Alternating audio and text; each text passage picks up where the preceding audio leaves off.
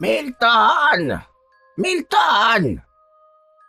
Nako, wala yatang tao dito sa bahay ni Milton. Abay, wala sumasagot eh. Baka naman napasarap na naman ang tulog. Tatawag na nga lang ako uli. Milton! Milton! Mukhang wala talagang tao. Ay nako, hindi bale. Uuwi ko na lang itong sinampalukang manok na ibibigay ko sana kay Milton. Sayang, hindi niya matitikman ang aking specialty. Nako, makauwi na nga lang. Ako na lamang ang uubos nito. Nagsawa na sa kakatawag si Aling Sebia sa kapitbahay niyang si Mang Milton dahil walang sumasagot. Kaya nagpa siya ang matanda na bumalik na lamang sa bahay niya. Subalit pagpaling niya para umuwi ay siya namang dating ni Mang Milton galing sa kung saan. Muntik pa silang magkabungguan. Ganun na lamang ang gulat ni Aling Sebia. Kaya naman, ang dala niyang ulam na sinampalukang manok na nakalagay sa isang mangkok ay natapon sa muka ni Mang Milton. Aray ko! Aray ko ang init! Diyos ko naman! Naku po, pasensya na. Hindi ko sinasadya. Teka lang, at pupunasan ko ang mukha mo nitong saya ko. Yumuko ka! Dalian mo, Milton! Yumuko naman si Mang Milton upang mapunasan ni Aling Sebia ang mukha niya na natapunan ng mainit na sabaw ng sinampalukang manok. Kaya lamang ay bigla din siyang pinigilan ng matandang lalaki. Napangiwi pa ito at napasimangot dahil tila hindi nagustuhan ni Mang Milton ang kanyang naaamoy. Okay na! Ayos na ako, Sebia! Salamat na lang! Pero basa pa na sabaw ng ulam ang pisngi mo. May pupunasan ko. Hindi na. Salamat na lang. Okay na ako. Ikaw naman kasi, ba't mo ipinaligo sa akin yung sabaw na dala mong ulam? Dangang kasi, ginulat mo ko, Milton eh. Bigla ka sumulpot sa likuran ko. Buong akala ko pa naman nasa loob ka ng bahay mo at natutulog. Abay, kanina pa ako tawag na tawag dito at walang sumasagot. Pasensya na rin, Sebia. May pinuntahan kasi ako. Hayan tuloy. Nasayang yung ulam na ibibigay ko sana sa'yo. Natapon lang. Hindi bale. Salamat na lamang, Sebia. Kahit hindi ko natikman ang dala mong ulam. Sa tingin ko masarap pa naman. Dahil kahit papano nalasahan ko. Nalasahan mo natapon nga. Di nga ba sa mukha ko natapon? Kaya nalasahan ko yung niluto mong paksiw. Anong paksiw ang sinasabi mo? Sinampalo ka nito. Hindi paksiw. Ay, ganun ba?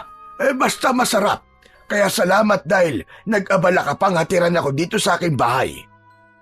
Kung gusto mo, bibigyan na lang kita ulit. May konti pa naman na natira doon sa bahay Hindi na, Sebia. Baka ikaw naman ang mawala ng ulam pag nagkataon. Salamat na lang uli.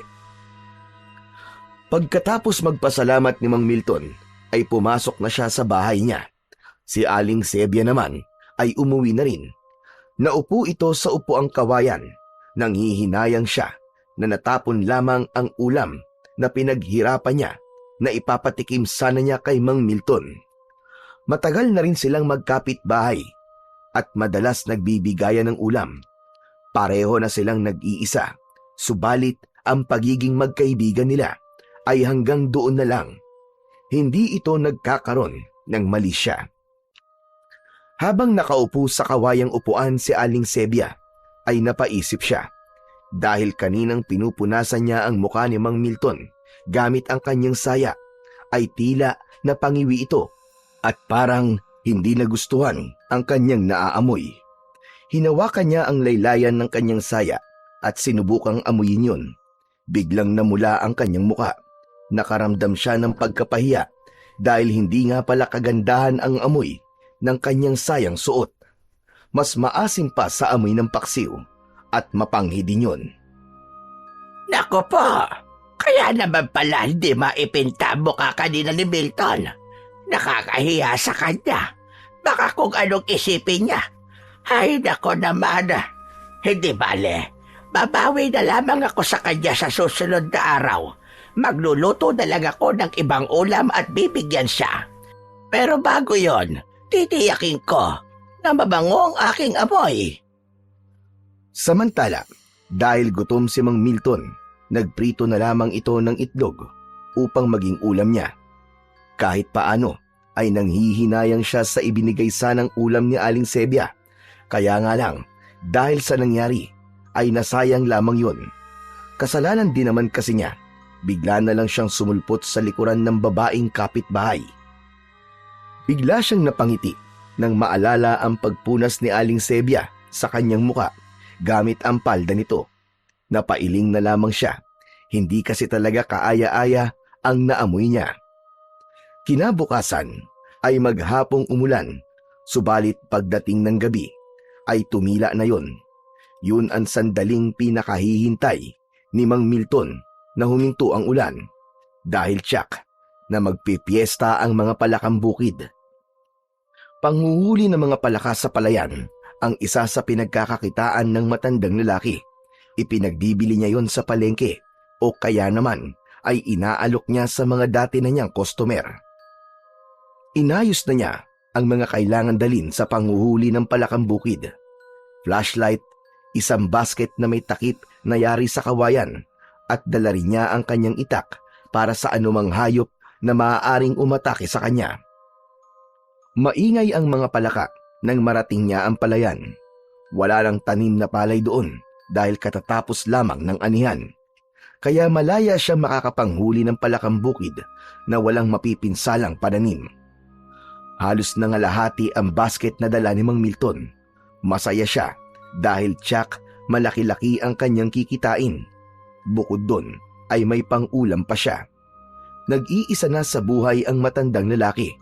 Balo na siya, may 5 taon na ang nakalilipas nang mamatay sa sakit ang asawang si Lumen. Hindi sila nagkaroon ng anak. Tinanggap na nila ang kapalarang yon. Naging malungkot si Mang Milton sa pagpanaw ng kanyang asawa. May nagbibiro nga sa kanya na mag-asawa na lang uli. Pero para sa kanya, sapat na yung isang asawa lang. Masaya na siyang alalahanin na lamang ang masasayang araw na kasama pa niya ang pinakamamahal niyang asawa na si Lumen. Papauwi na mula sa pangunguha ng mga palakang bukid si Mang Milton nang may marinig siyang tila umiiyak. Napahinto siya sa paglalakad.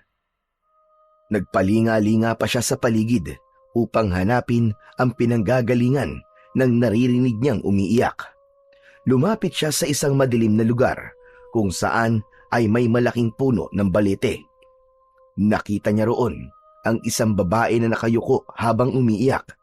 Kinabahan si Mang Milton. Agad pumasok sa isip niya na baka isang aswang ang babaeng yon, kaya hinawakan niya ang puluhan ng itak na nasa kanyang bewang.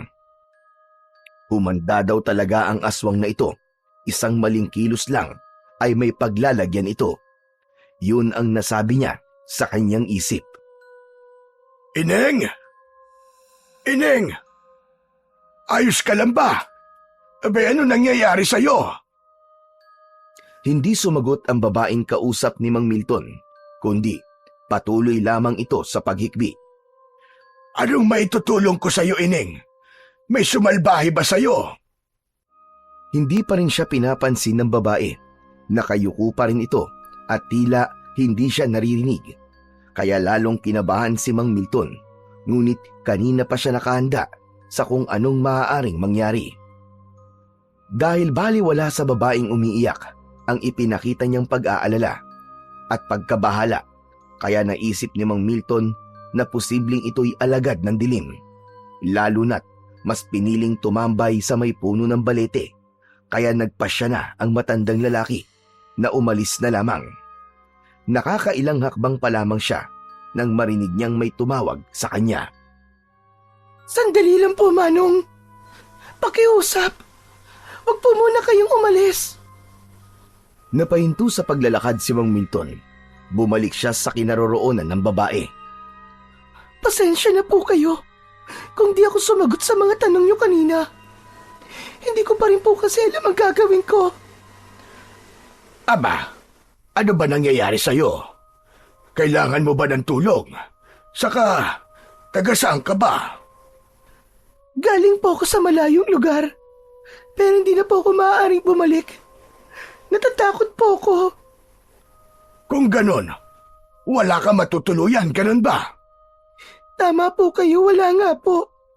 Kaya nga po, hindi ko po alam ang gagawin ko. Kung okay lang sa'yo, maaari ka munang tumuloy sa bahay ko. Nag-iisa lang naman ako ron. Ho? Pero...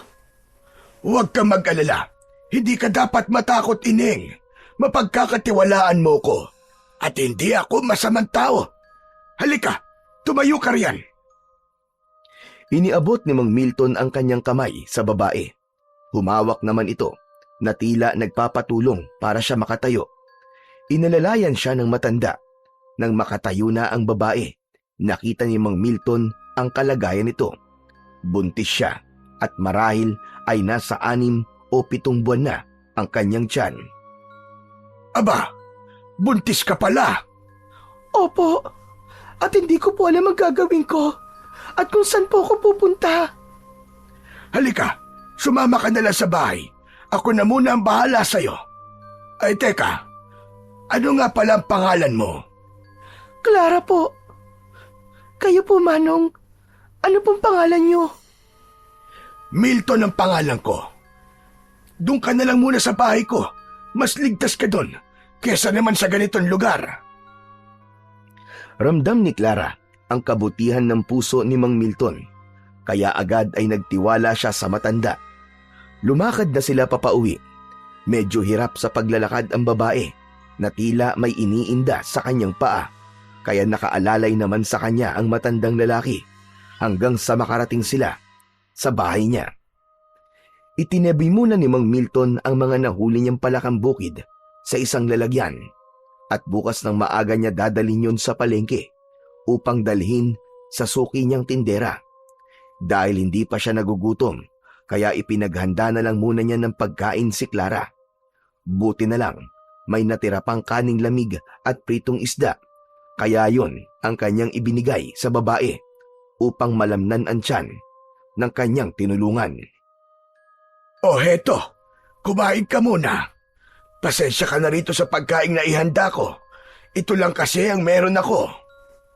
Okay lang po. Ang mahalaga po ay may makakain po ko. Kaninang umaga pa po kasi ako hindi kumakain. Abay, ganun ba? Kawawa ka naman. O sige na, Clara. Kumain ka na. Nagsalin ng tubig sa baso si Mang Milton at inilagay yon sa mesa sa harap ng babae. Iniwan na muna niya si Clara upang makakain ng maayos. Maya-maya na lamang niya ito kakausapin upang tanungin ng ilang bagay na ibig pa niyang malaman. Nang tapos nang kumain si Clara at saglit na ring nakapagpahinga, ay lumapit na sa kanya si Mang Milton. Yun na nga ang sandali para makausap niyang muli ang babae na kanyang tinulungan. Hindi na nagtanong pa ang matanda, kundi kusa nang nagkwento si Clara tungkol sa buhay niya. Nalaman ni Mang Milton na biktima pala ng pangahalay si Clara. Hindi niya alam kung sino ang gumawa noon dahil may kung anong ipinaamoy sa kanya upang mahilo siya at mawalan ng malay. Saka na ginawa sa kanya ang makamundong pagnanasa ng lalaking lumapastangan sa kanya. Nang malaman naman ng lalaki na kanyang minamahal ang nangyari sa kanya at ang kanyang pagdadalang tao, sa halip na kaawaan siya at intindihin, ay pinaratangan pa siya ng pagtataksil, saka basta na lamang siyang iniwan. Dahil ulila na sa mga magulang si Clara, wala na siyang mapupuntahan. Naghahanap siya na mapapasukan kahit kasambahay. Kaya lamang, dahil sa kanyang kalagayan, ay pinapaalis din siya hanggang nagpalaboy-laboy siya sa kung saan-saan. Magulong-magulo na ang isipan ni Clara at kung ano-ano na ang naiisip nang matagpuan siya ni Mang Milton sa ilalim ng puno ng balete. Marahil, pinag-adya ng kapalaran na mapadpad siya sa lugar na yon dahil naroon ang taong makakatulong sa kanya. Panay ang agos ng luha ni Clara nang ikwento niya kay Mang Milton ang masaklap niyang kapalaran. Tapos na ang pagkikwento niya, pero hindi pa rin matapos-tapos ang pagpatak ng kanyang mga luha mula sa kanyang mga mata. Tama na, Clara. Tahan na. Huwag ka nang umiyak. Handa kitang tulungan. Salamat po. Maraming salamat po, Mang Milton. Nag-iisa na ako sa buhay. At marahil kung nagkaanak kami ng asawa ko, baka kasing edad mo siya. Nasaan po ang asawa niyo, Mang Milton? Ilang taon na siyang patay, Ining. Okay lang po ba talaga sa inyo na dumito na lang po muna ako? Oo naman. Sabi ko nga sa'yo, handa kitang tulungan dahil naaawa ko sa'yo. Lalo na sa'yo magiging anak. Abay, kawawa siya. Wala siyang kasalanan sa nangyari sa'yo. Kaya nga po, kahit napakasakit po ng sinapit ko, pinili ko pa rin po na ipagpatuloy ang pagbubuntis ko at isilang siya. Dahil wala po siyang kasalanan. Isang bagay yon na hinahangaan ko sa'yo. Ang buhayin ng bata na dinadala mo. Kaya gusto kitang tulungan. Mang Milton, pwede po bang itay na lamang po ang itawag ko sa inyo? Aba, oo naman. Mas ikatutuwa ko yon. Dahil hindi lang ako magkakaroon ng anak, kundi magkakaroon din ako ng apo. Totoo sa puso ni Mang Milton ang nadaramang kasiyahan na wala man ang kanyang asawa. Sa pagdating naman ni Clara ay alam niyang magkakaroon na uli siya ng isang bagong pamilya. Ngunit ang kabutihang ipinakita ni Mang Milton kay Clara ay tila kwinestyon ng kaibigan niyang si Aling Sebia. Aba, Milton, ako'y nagpapaalala lamang sa'yo, hane. Baka babaya ipagsisihan mo yung ginagawa mong pagtulong sa babaeng yan. Alam ko naman ang ginagawa ko, Sebia. Sabi mo nga, ay nakita mo siya na naroon sa puno ng balete, hindi ba? Paano kung masamang nilalang yan at may plano sa'yo ng masama? Ikaw talaga matanda ka. Abay kung ano-ano na lamang ang iyong iniisip. Milton, iba na ang panahon ngayon. Yung mga kampon ng kadiliman na yan, iba-ibang ginagawang paraan para makapambiktima.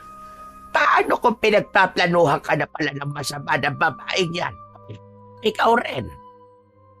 Sebia, salamat sa malasakit mo sa akin. Pero alam kong hindi gaya ng iniisip mo si Clara. Ako'y nagpapaalala lamang sa'yo dahil para din yon sa kabutihan mo. Ang naging pagkontra na yon ni Aling Sebia ay hindi naging lingid kay Clara. Kaya nga, nahihiya si Mang Milton kay Clara. Clara, narinig mo naman siguro yung mga sinabi kanina ni Sebia. Abe, pagpasensyaan mo na lamang ang matandang yon. Naiintindihan ko po siya, Mang Milton. Lalo na't matagal na po kayo magkaibigan. Nag-aalala lang po siya sa inyo.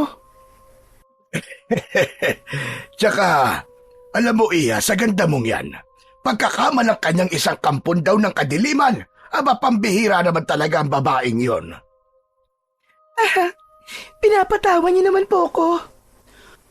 Totoo ang sinabi ko sa iyo, Clara. Pero, hayaan mo na lang, huwag mo na lang pansinin si Sebia. Matagal ng pakialamero yun eh. Dinoble ni Mang Milton ang sipag mula nang dumating si Clara sa bahay niya. Bilang ganti ng babae sa ipinakitang kabutihan ni Mang Milton ay siya na ang umako ng mga gawaing bahay. Sapagkat isa nga sa mga pinagkakakitaan ni Mang Milton ang panguhuli ng palakang bukid sa palayan, lalo na kapag katatapos lang ng ulan ay ginagawa niya ito sa gabi. May mga pagkakataon na hindi muna tumutuloy ang matanda sa lugar ng palayan para manghuli ng palakang bukid, kundi may iba pang lugar siyang pinupuntaan. Lugar na nakakubli at lihim sa ibang tao ang pagpunta niya rito. Katulad ng pagkakataong yun, muling nagtungo roon si Mang Milton. Isang nakatagong lugar yun na may matataas na puno at puno ng masukal na damo. may ilang lalaki siyang kinausap sa nasabing lugar.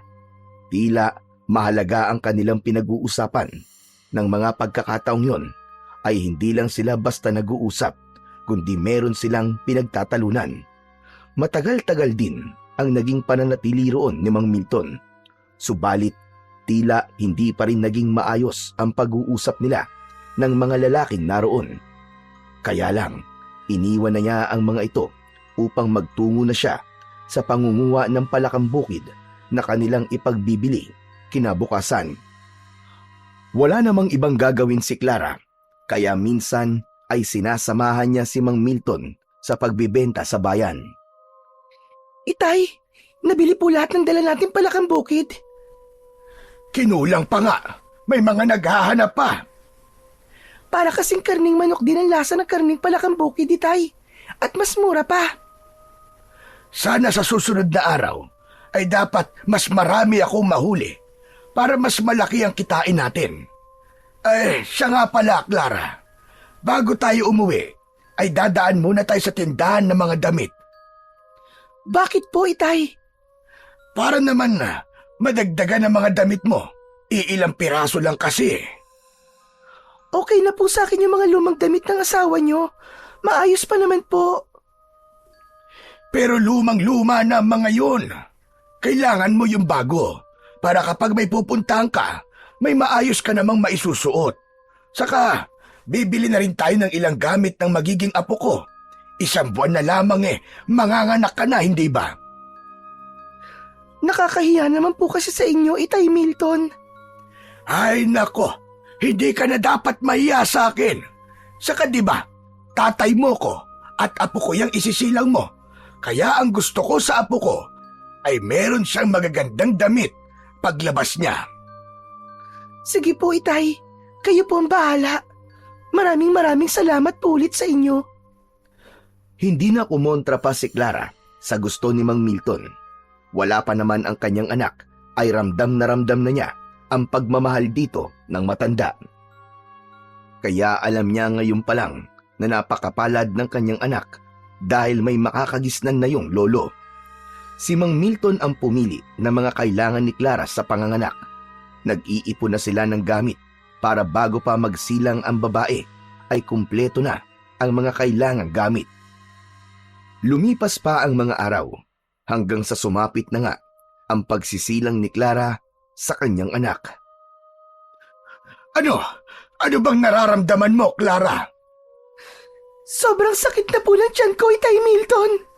Parang manganganak na po yata ako. Aray! Aray ko! Sandali. Huwag ka munang manganganak. Tatawag lang ako ng hilot. Sandali lang, Clara. Bago pa tumawag ng hilot si Mang Milton, ay inayos na niya ang higaan ni Clara.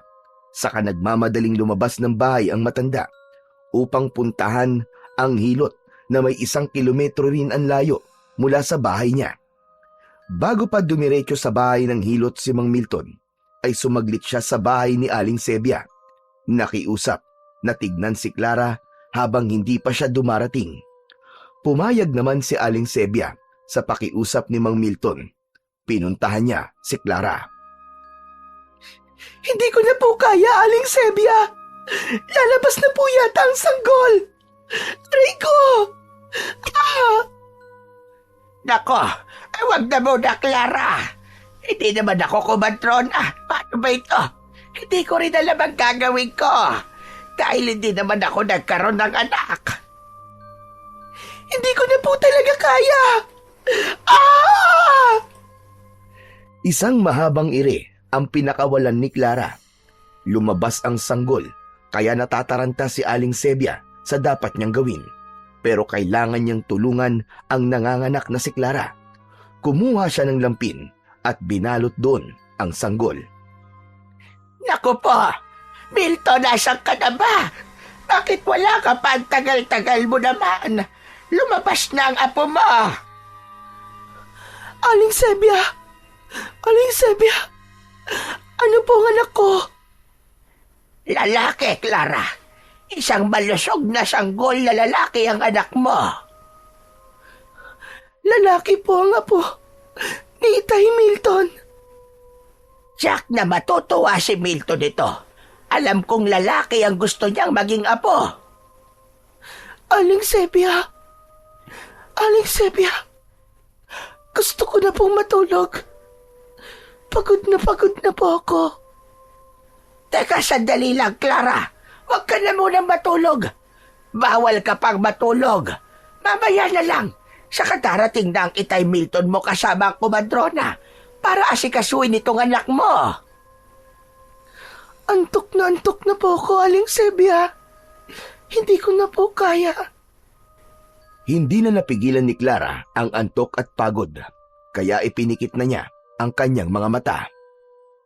Nako po, natulog na nga. Wala pa rin tigil ang pag-iyak ng sanggol na nakabalot sa lampin at kalong-kalong ni Aling Sebia. Paano ba ito? Hindi ako marunong mag-alaga ng bata. Tigil na, baby. Tahan na. Darating din ang lolo Milton mo. Lumipas pa ang mga oras bago dumating sina Milton at kasama nito ang kumadrona. Sebia! Sebia, ano nangyari? Diyos ko, kabatanda ka. Pagkatagal-tagal mo. Nanganak na siya. Heto ang apo mo. Salamat naman at tumigil din sa pag-iyak. Abay, hindi ko na talaga alam ang gagawin ko. Hindi pa naman ako nagkaroon ng anak kahit kailan. Aling Huling, kayo na po ang bahala kay Clara. Nilapitan ng kumadrona si Clara upang alamin ang kalagayan nito. Subalit, paghawak niya sa babae, ay natigilan siya. Naku po! Abay, bakit, Aling Huling? Hindi na siya humihinga. Patay na siya. Gulat at hindi makapaniwala si Mang Milton sa sinabi ng kumadrona. Ganon din si Aling Sebia, na kagad na inalihan ng takot at pangamba. Sandali. Wala akong kasalanan dyan. Wala akong masamang ginawa sa kanya, Milton. Ano ka ba naman, Sebia? Bakit ka ba natataranta at natatakot? Pambihira baka mamaya isipin mo na kasalanan ko nangyari kay Clara. Wala akong alam dyan. Pinapayapa ni Mang Milton si Aling Sebia. Nauunawaan niya ang takot at pagkakataranta nito. Lalo na't nag-iisa lang siya ng mga anak si Clara. Wala rin siyang dahilan upang sisihin ang matandang babae. Napamahal na kay Mang Milton si Clara, kaya naging masakit din sa kanya ang pagpanaw ng babae. Humingi ng tulong ang matandang lalaki upang mabigyan ng maayos na libing si Clara. Hindi rin iniwan ni Aling Sebia si Mang Milton at namalagi ang pagdamay nito hanggang sa mailibing ang babae. Sa pagkamatay ni Clara, naiwan kay Mang Milton ang sanggol na pinangalanan niyang Owen. Siya ang tuwirang nag-alaga, nagbigay ng pangangailangan. At dahil nagtatrabaho din si Mang Milton, kaya may mga pagkakataon na pinakikiusapan niya si Aling Sebia na mag-alaga kay Owen. Pasensya ka na, Sebia. Meron kasi akong pupuntahan at hindi ko maaaring isama si Owen. Baka mahirapan lang ang bata at magkasakit pa. Ay, huwag kang mag-alala, Milton. Ako na muna bahala dito sa apo mo. Oo, Owen. Dito ka na muna sa lola Sebia mo, ha? Hindi kasi kita maaaring isama. At saka, marami pa akong gagawin. Nakatingin lamang ang sanggol na si Owen kay Mang Milton. 7 buwan na ang bata at naggagapang na rin at may kalikutan, kaya kailangan talaga ang tuwirang titingin dito. Yung pamalit niyang damit, lampin at saka yung gatas ay narito sa loob ng bag, Sebia. Ako na bahala dyan, Milton. Sige na, umalis ka na at makatanghaliin ka sa lakad mo. Salamat. Hayaan mo. Pipilitin kong makauwi kagad bago pa dumilim. Ano ka ba naman, Milton? Okay lang kahit gabihin ka. Huwag mong alalahanin si Owen. Magiging okay siya. Saka nawiwili rin ako mag-alaga dito sa apo mo. Alam mo namang hindi ako nagkaapo, hindi ba? Kaya parang apo ko na rin siya. Dahil may tiwala at palagay ang loob ni Mang Milton kay Aling Sebia, kaya alam niyang hindi nito pababayaan ang bata, kaya nakakatiyak siya na maaalagaan mabuti ang apo niya. Matulin pang lumipas ang mga taon, napagtiyagaan ni Mang Milton na alagaan at ibigay ang pangunahing pangangailangan ni Owen. Naging katulong niya sa pangangalaga si Aling Sebia. Lumaking mabait, subalit may kakaulitan at matalino ang batang si Owen.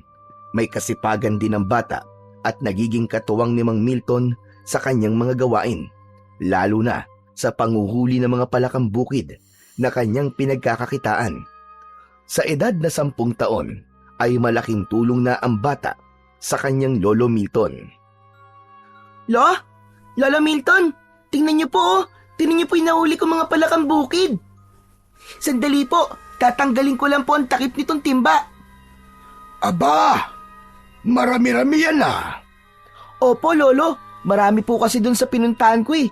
Grupo-grupo po sila. Naku, kung makikita niyo po, tumpok-tumpok po talaga yung mga palaka. Siguro po, magkakaibigan po sila. Yung para pong magtotropa po, tas nakatambay po sila dun. Siguro nga. Pero dapat mag-iingat ka lagi sa panguhuli ng palakang bukid ha. Pagkain din kasi to ng mga ahas.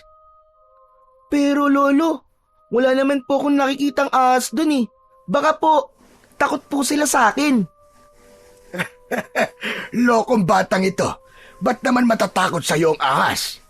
Kasi po, lagi rin po ako may dalang itak eh. Tsak, tagpas po ang ulo niya kapag tinuklaw po niya ako. Ikaw talaga bata ka. Dinadaan mo palagi sa yabang. Lolo, hindi po yun pagyayabang no. Talagang kaya ko nga pong tagpasin ang ulo ng ahas kung makikita ko po siya. O sige na. Naniniwala na ako sa iyo. Mabuti pa siguro umuwi na tayo. Okay na itong nahuli kong palakang bukid.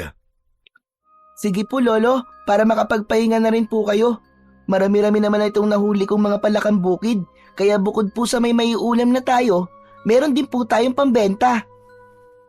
Owen, apo, hindi ka ba nagsasawa na laging palakang bukid ang ulam? Hindi naman po Lolo, kasi po iba-iba naman po ang ginagawa niyong luto eh. Minsan prito, o kaya ay ginataan, o kaya ay tinola. Kaya di po ako nagsasawa. Walang sinabi ang karning manok sa sarap ng karning palakang bukid, Lolo. Lumaki si Owen na katulad ng pangkaraniwang bata. Nakikipaglaro kasama ang mga kagaya niya. Isa sa pinakamalapit sa kanyang kaibigan ay si Kokoy. Ikaw talaga, Owen, oh. Ang tagal-tagal mong dumating. Kanina pa kita hinihintay para magpalipad tayo ng saranggola eh. Eh may ipinagawa pa kasi sa akin si Lolo Milton eh. O ayan ka na naman. Ang dami-dami mo na namang palusot. Hoy, ano ka ba, Kokoy? Totoo yung sinasabi ko, no? Tinutulungan ko pa nga si Lolo Milton sa mga trabaho niya eh. Minsan kasi, sumasakit na yung rayuma niya sa tuhod. Mahal na mahal mo talaga ang lolo mo eh, no? Oo naman, lolo ko yun eh. Pero Owen, totoo ba? Ang alin, Kokoy? Hindi mo raw tunay na lolo si Lolo Milton? Oo, Kokoy, tama ka. Totoo yun. Saka, hindi rin yun itinago sa akin ni Lolo. Pero kahit hindi niya ako tunay na apo, mahal na mahal ako ng Lolo Milton ko. Kung sa bagay, nakikita ko naman yun eh. Lahat ng gusto mo, binibigay niya. Nung nag-birthday ka nga, nung ika-10 birthday mo, ang dami mong handa. Oo, madami talaga. Daming handang pritong palakang bukid. Ayos nga yun eh. Ang sarap nga eh. Ang dami ko kayong nakain ng birthday mo. Eh malakas ka naman talagang kumain eh. Kaya nga, ang taba mo na, Kokoy eh. Hoy, grabe ka naman sa akin. Malusog lang ako, Owen, no? Tara na nga, magpunta na tayo sa may burol.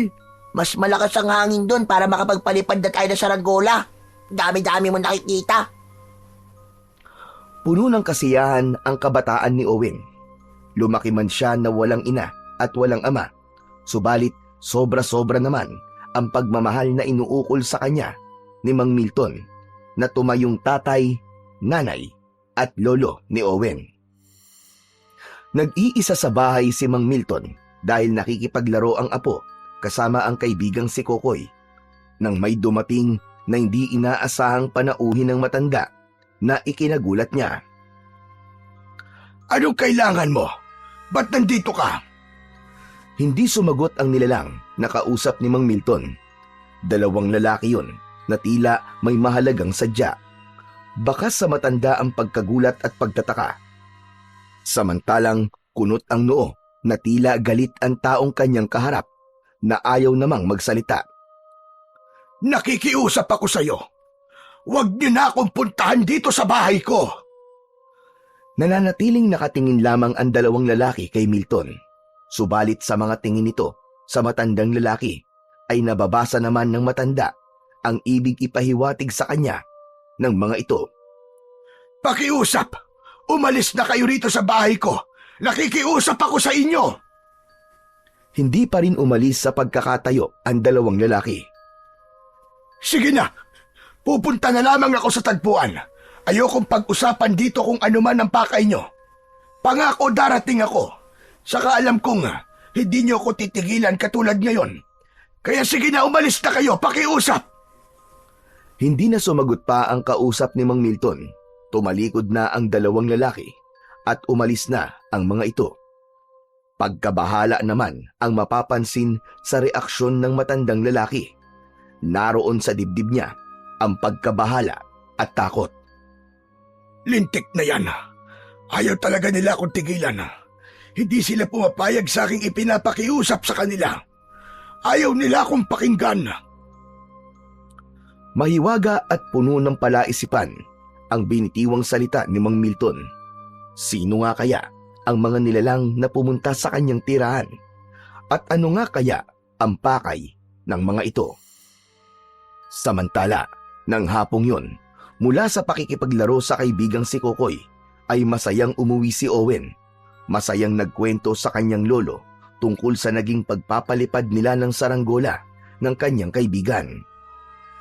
Ayos! Ang sarap magpalipad talaga ng saranggola, Lolo Milton. Ang saya-saya. Tapos, ang taas po ng saranggola. Para nga pong eroplano na sumasayaw-sayaw po sa impapawid eh. Para nga pong tatangayin kami ni Kokoy nang lumakas po yung hangin. Nagsigawan po kami. Buti na lang po, tinulungan kami ng ibang bata para di po kami tangayin. Pero Lolo, grabe, ang saya po talaga nun. Masayang nagkikwento si Owen sa kanyang lolo. Kaya nga lang, tila walang reaksyon ang matanda na tila hindi niya napapakinggan ang mga sinasabi ng bata. Nagtaka siya dahil hindi naman ganun ang kanyang lolo. Lo? Teka po, okay lang po ba kayo, Lo? Hindi pa rin kumikibo si Mang Milton. Malalim ang iniisip ng matanda na tila naglalayag yon sa kung saan. Lo, ano po ba? Lolo naman no, namamatanda na po yata kayo eh. Kanina pa po ako daldal ng daldal dito, hindi naman po pala kayo nakikinig. Tinapik-tapik ni Owen ang balikat ng kanyang lolo. Saka palang napansin ng matanda na katabi na pala niya ang kanyang apo. Aba, Owen, apo. Dumating ka na pala. Lolo Milton, kanina pa po ako nandito. Ang dami-dami ko na nga pong kinikwento sa inyo eh. Abay, ganun ba? Hindi kita kasi napansin. Paano niyo po ako mapapansin? Ang layo-layo po ng tingin niyo. Parang may malalim po kayong iniisip. Naku po Lolo mag-iingat po kayo sa pag-iisip ng malalim. Baka malunod po kayo. Abay, lokong bata ito. Kung ano-ano sinasabi mo. Yan, ganyan po Lolo. Dapat po sa inyo ngumingiti. Para po kasing pasan niyo po ang buong mundo eh. Katulad nung napanood ko pong lumang pelikula ni Sharon Cuneta. Meron lang akong iniisip, apo. Lolo, ano po bang iniisip nyo? Baka pwede ko po kayong tulungan. Si Lola Sebia po ba? Aba, ikaw na bata ka. Kung ano-ano sinasabi mo. Magkaibigan lang kami ng Lola Sebia mo, no? Nagtatanong lang naman po ako, Lolo eh. Pero teka Lo, ano nga po ba ang problema nyo? Kasi nga po, gusto ko po matulungan po kayo. Hindi na, Apo. Kaya-kaya na ito ng lolo mo. Ay siya nga pala, nagugutom ka na ba? Mabuti pa kumain na muna tayo. Oo nga po, Lolo. Kanina pa po ako gutom na gutom eh. Teka, huhulaan ko po ang ulam natin. Ano pa nga ba, kundi palakang bukid. Pero hindi prito, Apo, kundi adobo sa gata. Wow! Ang sarap po nun, Lolo! Naghanda na ng kanilang hapunan si Mang Milton. Maaga silang kumain para maaga rin silang makapagpahinga. Dahil bukas ay may kailangan silang gawin ni Owen. Lilinisin nila ang taniman ng gulay para sa bagong punla na dapat nilang itanim. Nauna nang nakatulog si Owen ng gabing yon. Hindi naman dalawin ng antok si Mang Milton dahil ginugulo pa rin ang isip niya. Maya-maya ay nakaramdam siya ng kung anong ingay mula sa labas ng kanilang bahay. Mas mabibigat na yabag yun. Napatayo mula sa pagkakahiga si Mang Milton. Hindi ko gusto tong kutob ko. Masama ang nararamdaman ko. Sumilip sa siwang ng bintana ang matandang lalaki. Nanlaki ang kanyang mga mata sa kanyang nakita. Hindi siya maaaring magkamali. Gusto talaga nilang manggulo. Hindi talaga sila titigil. Nagtungo na sa likod ng pintuan si Mang Milton. Kinuha niya mula sa pagkakasabit sa dingding ang isang buntot ng pagi. Mga lintik kayo. Ngayon ay magkakasubukan talaga tayo. Gusto nila akong sagarin. Pwes, magkaalaman na. Lumabas ng bahay ang matandang lalaki. Pagkalabas niya ng bahay, ay agad na bumungad sa kanya ang isang nakakakilabot na aswang asbo. Ang uri ng aswang na may kakayahang magpalit ng anyo, katulad ng mabangis na hayop. Sige, halika rito. Lumapit kang damotes ka. Umatake ka para makita mo ang hinahanap mo. Ipapatikim ko sa iyo ang hagupit ng aking hawak na buntot ng pagi. Hindi man lang nagpakita ng pagkabahala ang aswang na nasa harapan na ni Mang Milton, kundi lalo lamang itong nagpakita ng galit at bagsik. Umatungal ito at ipinakita pa sa matanda ang kanyang malalaki at matutulis na pangil. May paganyan-ganyan ka pa. Akala mo yata'y matatakot ako sa mga pangil mo. Umastang aatake ang aswang. Bago pa nagawa yun ng halimaw, ay iwinasiwas na at pinaikot-ikot ni Mang Milton sa ere ang hawak na buntot ng pagi. Saka pinatamaan ng aswang na nasa harapan. Tinamaan ng buntot ng pagi ang halimaw. Hindi man napuruhan ang aswang, subalit napahiyaw ito. Iba ang sakit na dulot ng hawak na sandata ni Mang Milton. Pinaikutan ng halimaw ang matanda. Kumukuha ng buwelo para umatake. Naging handa naman ang matanda. Sinasabayan niya ang pag-ikot din ang bawat galaw ng halimaw. Muli ay pinaikot-ikot ni Mang Milton ang hawak na buntot ng pagi. Nadaplisan ng mukha ng aswang. Lumikha yun ng sugat dahil humiwa sa katawan na tila may konting laman pang sumama, kaya lalo lang pumalaw ang aswang. O ano? Hindi mo ba ako titigilan? O baka gusto mo nang tuluyang magkasugat-sugat ang katawan mo? Sige, lumapit ka pa. Lapit, bilisan mo. Pumorma ka. Akala mo yata'y matatakot ako sa'yo. Huwag ako, dahil alam na alam ko kung paano haharapin ang kagaya mo. Dahil hindi nagpakita ng takot si Mang Milton, ay nagdalawang isip ang aswang kung muli pa ba niyang aatakihin ang matanda. Hanggang sa nagpasya itong umalis na lamang.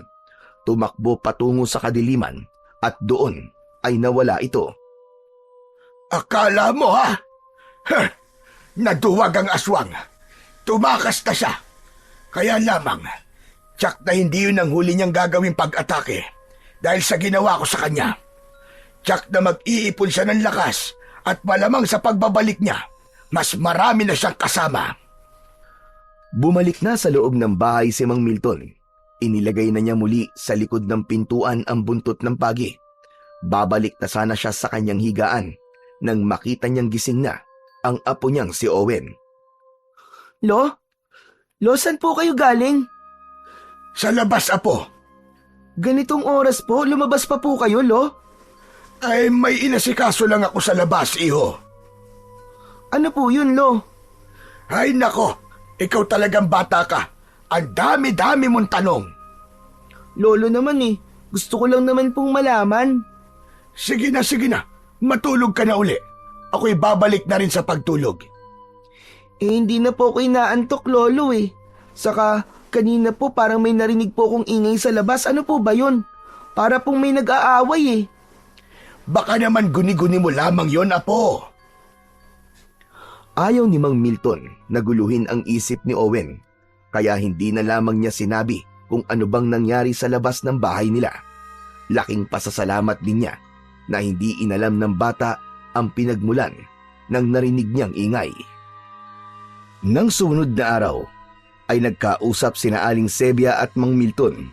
Hindi magkandatuto ang matandang babae sa pagkikwento kay Mang Milton tungkol sa kanyang mga nakita.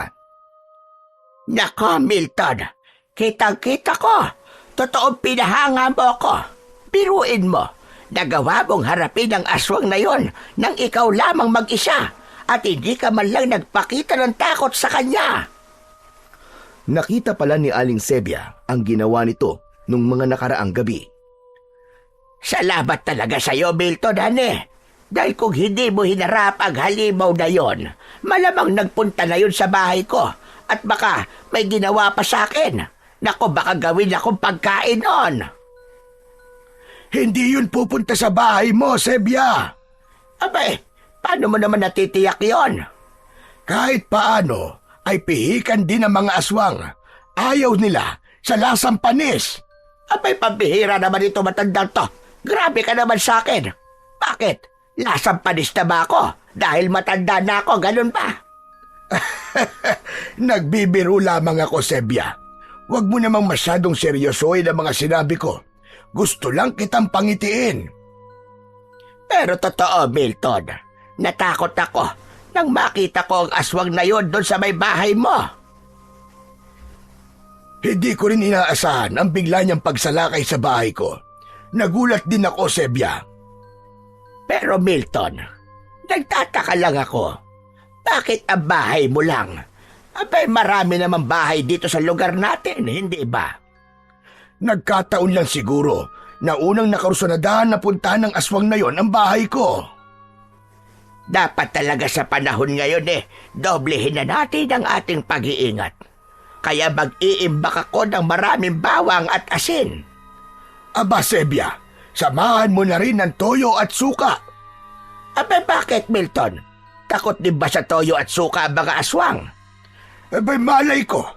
Para kapag may dumating na aswang at nahuli mo, edi pwede mong adobohin. Nako, ikaw talaga matanda kay puro kakalokohan. Pero teka, ano nga kaya ang lasa ng adobong aswangan Gusto mo ba matikman, Sebia? Ipaghahanda mo ba ako? Kung gusto mo ba, para sa susunod na may umataking aswang, ay huhulihin ko na at iaadobo ko para makatikim ka na. Likas na kina Mang Milton at Aling Sebia ang magbiruan. Matagal na rin silang magkakilala at magkapitbahay, kaya alam na nila ang ugali ng isa't isa. Samantala, mula nang umatake ang aswang asbo sa bahay ni Mang Milton, ay madalas hindi na makapagtulog ang matandang lalaki. Lagi siyang nag-aalala para sa kanila ng apong si Owen. Kanina pa tulog na tulog ang bata. Napagod sa pagtulong sa kanyang lolo sa mga gawaing bukid, pati na rin sa pakikipaglaro kay Kokoy. Ang totoo'y hindi inuobliga ni Mang Milton na tulungan siya ng apo sa mga gawain niya. Sadyang may kusa ang bata. Marunong siyang makiramdam, kaya alam niya kung kailan siya dapat tumulong sa kanyang lolo. Pinagmamasdan ni Mang Milton ang apo niya habang natutulog. Naisip niya na napakabilis talaga ng panahon. Parang kailan lang nang iwan si Owen ng inang si Clara na namatay sa panganganak. Sa simula ay nahirapan si Mang Milton kung paano palalakihin ang bata. Subalit ngayon ay malaki na ang pakinabang niya kay Owen. Napabuntong hininga siya habang nakatingin sa natutulog na bata. Hindi man niya ito kadugo, subalit hindi matatawaran ang pagmamahal niya rito. Kaya may kung anong kumukurot sa dibdib ng matandang lalaki kapag naiisip niya ang tungkol sa kanyang pinaplano. Magiging mahirap at magiging napakasakit nun sa kanya. Hanggang mabilis na natapos ang buong araw. Oh, Apo, akala ko'y nakabihis ka na. Lolo, paano po ako magbibihis? Wala pa po kayong sinasabi sa akin eh. Di nga ba sabi ko sa'yo, aalis tayo. Oo nga po, pero hindi niyo pa naman po sinasabi kung saan po tayo pupunta. Saka ko nasasabihin sa'yo, Apo. Sige na, magbihis ka na. At kailangan na nating umalis para hindi tayo gabihin. Sige na nga po. Kasi naman si Lolo Milton ayaw sabihin sa akin kung saan pupunta eh. Gusto pa yata niya surprise eh. Tama ka, Apo. Gusto ko talaga'y masorpresa ka. Siguro po may pupuntahan tayong party no. Gusto ko po yun, Lolo. Ayos po yun. Tapos maraming handang pansit, ice cream at saka cake. Wala akong sinabing ganyan. Mamaya, maghanap ka ng ganyang pagkain sa lugar na pupuntahan natin. Tinulungan na lamang ni Mang Milton ang apo upang makapagbihis ito, upang mapabilis ang pag-aayos ng bata. Ilang saglit pa ang lumipas at nakahanda na si Owen. May nakausap ng tricycle si Mang Milton na naghatid sa kanila sa bayan. Mula sa bayan ay sumakay muli sila ng jeep para sa mismong lugar na kanilang pakay. Lolo, mukhang malayo po ang pupuntahan natin ah. Hindi naman, Apo. Sakto lang. Lolo, saan po ba talaga tayo pupunta? Malalaman mo rin mamaya. Kung gusto mo, matulog ka muna dahil malayo-layo rin naman ang biyahe natin. Hindi na po, Lolo. Hindi naman po ako inaantok eh. Saka, gusto ko po kasing gising ako kapag nasa biyahe po ako para nakikita ko po yung mga dinadaanan po natin. Ay nako, Apo nga kita. Kasi ganun din ako. Mas gusto kong nakikita ang bawat lugar na dinaraanan ng sasakyan. Umabot din ng mahigit 1 oras ang naging biyahe ng maglolo, sakay ng pampasaherong jeep. Naglakad pa ang maglolo patungo sa mismong lugar na kanilang pakay. Gumala-gala ang paningin ng bata. Napapakunot ang noo niya habang binabagtas ang sementadong daan. Hanggang sa huminto ang maglolo sa harap ng isang napakalaking gate. Nag-doorbell si Mang Milton at isang lalaki ang nagbukas ng malaking gate. Kanina pa po kayo hinihintay ni Madam. Ganun po ba? Sumunod po kayo sa akin. Walang imik si Owen habang naglalakad na nakahawak sa kamay ng kanyang lolo Milton. Napapahigpit ang hawak ng bata sa kamay ng kanyang lolo. Hindi pa rin maintindihan ni Owen bakit sa ganung lugar sila nagpunta ng kanyang lolo. May pangamba na bumangon sa dibdib ng bata.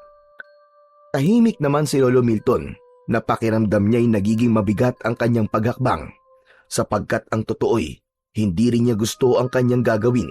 Subalit yun ang alam niyang nararapat. Isang matabang babae ang humarap kay Mang Milton. Humamay ito sa kanya na nagpapahiwatig na nagkausap na sila nito bago pa ang pagpunta nila doon ni Owen.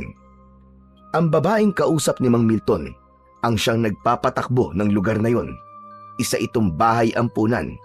Doon isinama ni Mang Milton ang kanyang apo. Ipapaampon ni Mang Milton si Owen. Ang naging paliwanag at dahilan ng matandang lalaki sa namamahala sa center ay hindi niya na kayang buhayin pa ang bata. Matanda na siya at may sakit, kaya kailangan ni Owen ang lugar kung saan ay maaalagaan ito at magiging komportable. Dito po sa center ay magkakaroon na maraming kaibigan si Owen. Hindi pa lang kasi niya nakikita ang ibang bata dahil nasa loob pa po sila at nag-aaral. Oras kasi ngayon ng kanilang pag-aaral. Lolo, ayoko po dito. Lolo, umuwi na po tayo. Ang gusto nga lang ng lolo mo ay dumito ka. Mas maaalagaan ka rito, iho. Hindi ka sasala sa oras ng pagkain. Basta ayoko po dito, Lolo. Okay na po sa akin ang prito at adobong palakang bukid. Kahit yun po lagi ang pagkain ko, ayos na po sa akin. Basta kasama ko po si Lolo Milton. Mang Milton, mukhang mahihirapan po kayong iwan dito ang bata. Mama, Hindi po. Saka nag-usap na tayo. Makabubuti kay Owen kung mananatili siya rito. Mas ligtas siya at makapag-aaral pa siya. Lolo, ayoko po dito. Tara na po, umuwi na po tayo. Saka maglalaro pa po kami bukas ni Kokoy eh. Magpapalipad pa po kami ng saranggola. Mabigat sa loob ni Mang Milton ang eksenang yon sa loob ng opisina ng bahay ampunan.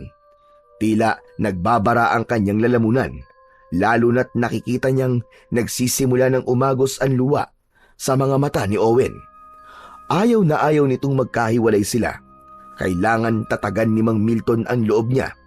Hindi niya dapat ipakita sa bata ang kanyang kahinaan. Owen, maiiwan ka na rito.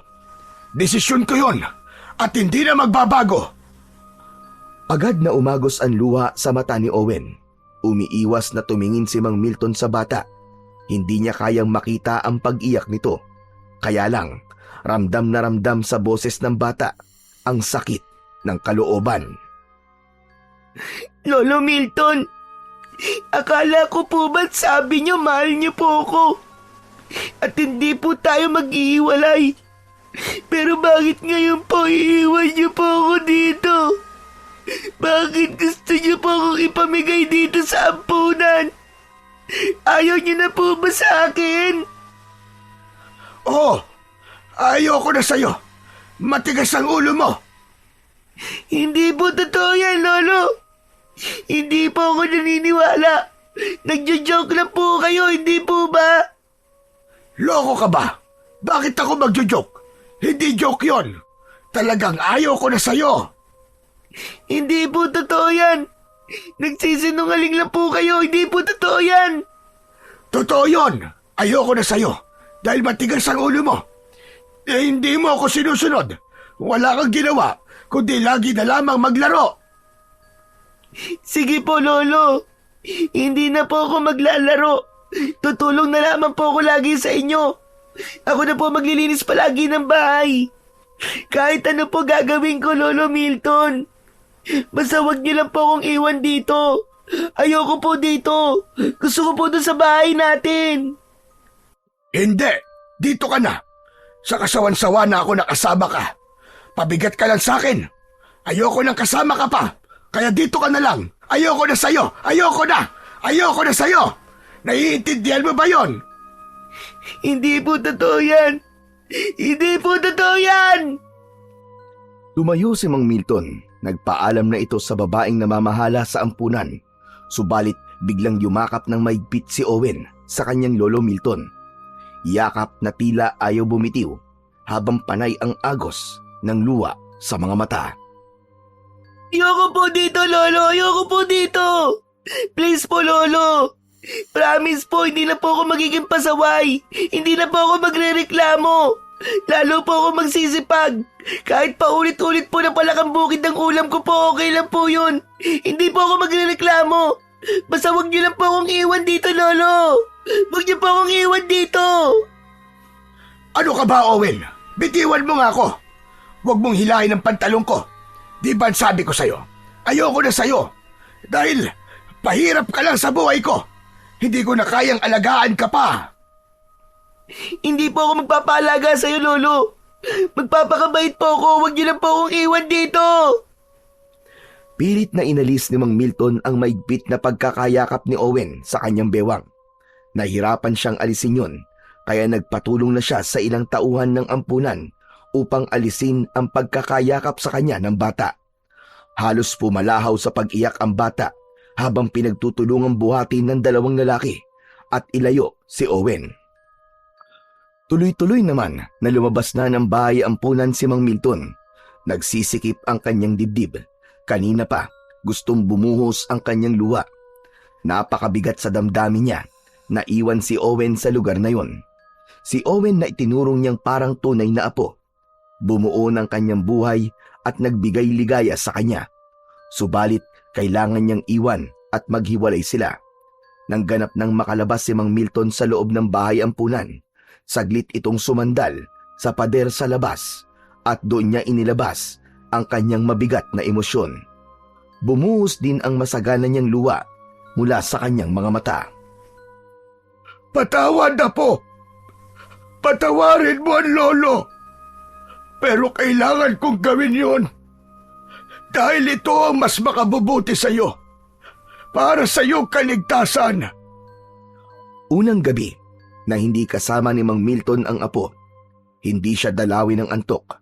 Sa bawat pagpikit niya ay mukha ni Owen ang kanyang nakikita. Dapat niya nang sanayin ang kanyang sarili na hindi nakasama ang bata. Ipinagtaka naman ni Aling Sebia na hindi niya na nakikita si Owen, kaya nag-usisa ito kay Mang Milton. Nasaan na ba ang apo mo, Milton? Ilang araw ko nang hindi nakikita. Pinagbakasyon ko muna sa isang kamag-anak sa Pangasinan at baka matagalan siya doon. Pangasinan? Pero ang sabi mo sa akin taga Batangas ka. Saka minsan mo nang naikwento na wala ka ng kamag-anak. Mali ka, Sebia.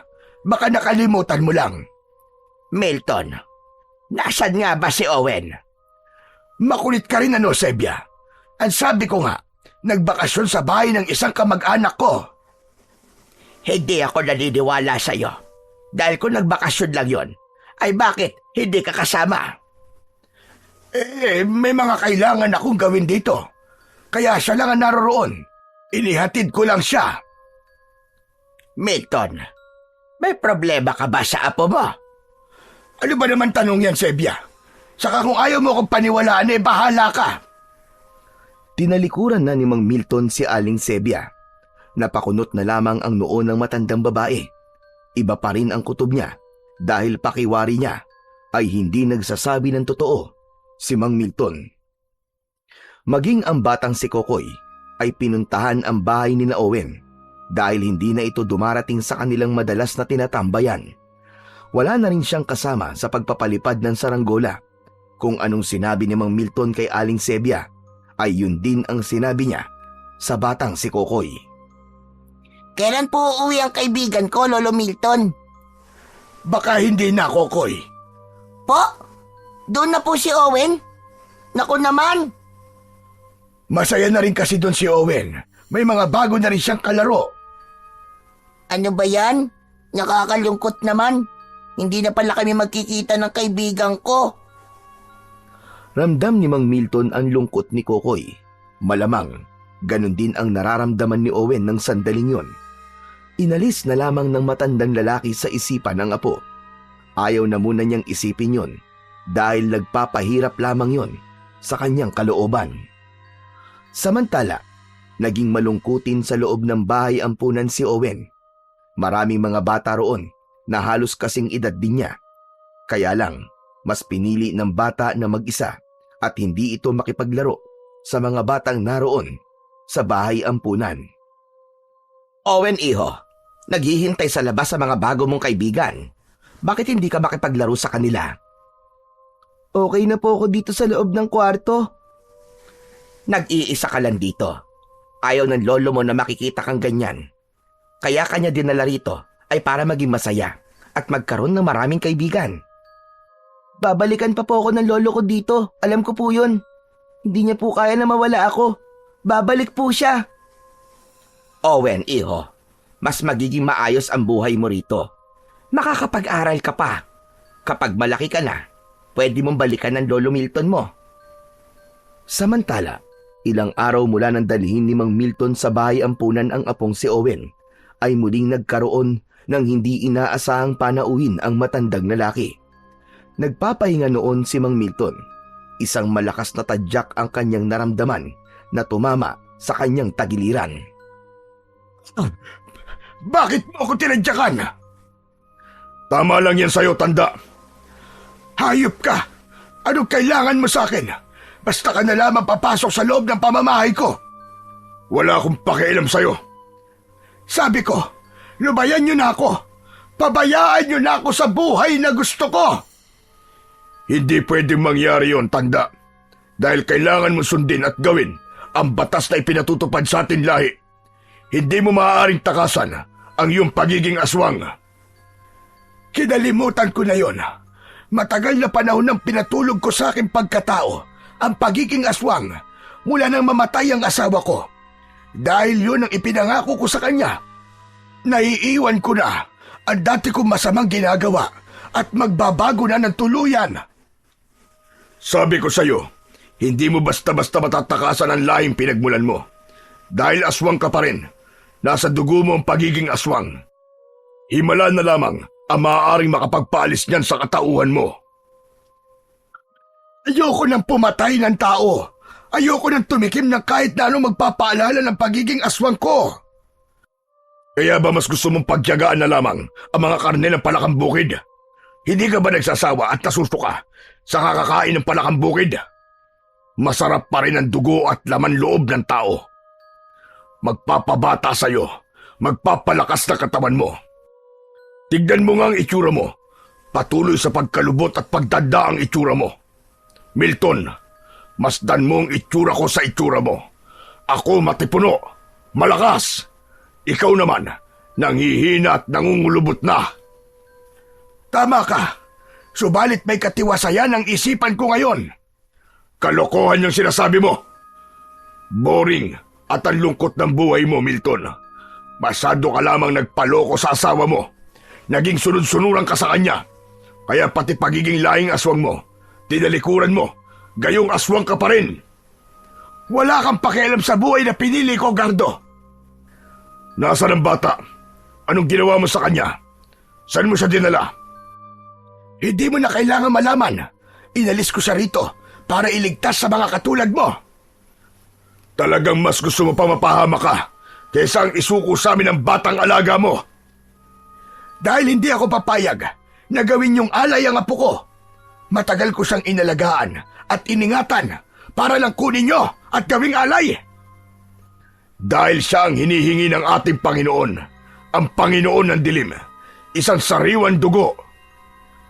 Bakit si Owen pa? Marami namang iba dyan. Pihi ka ng Panginoon ng dilim. Siya ang pumipili at kailangan sundin ang gusto niya. Hindi siya dapat nabibigo sa anumang naisin niya. Isa yun sa maigpit na dahilan ni Mang Milton kung bakit kailangang ilayo niya si Owen, kung bakit pinili niyang mahiwalay sa kanya ang bata upang maprotektahan niya ito mula sa tangka ng kampon ng kadiliman. Nais nilang gawing alay si Owen, bagay na hinding-hindi hahayaang mangyari ni Mang Milton. Mula pa nang tumira sa kanya ang ina ng bata na si Clara, ay nagsimula na siyang guluhin ng mga kampon ng kadiliman. Maging si Clara ay nakursunodahan din nilang kunin, subalit ipinaglaban yun at hindi pinahintulutan ni Mang Milton. Yun nga lang, nawala pa rin siya pagkatapos na isilang si Owen.